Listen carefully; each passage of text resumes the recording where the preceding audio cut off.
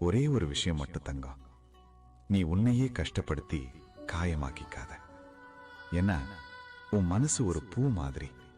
அதனாலதான் உன்னை சுத்தி இவ்வளோ ஈக்கள்.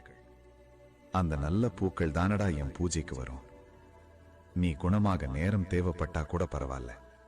ஆனா நான் உன் பக்கம் இருக்கிற வரைக்கும் உனக்கு எந்த காயமும் நித்தியமா இருக்காது தங்கமே. மறந்துடாத.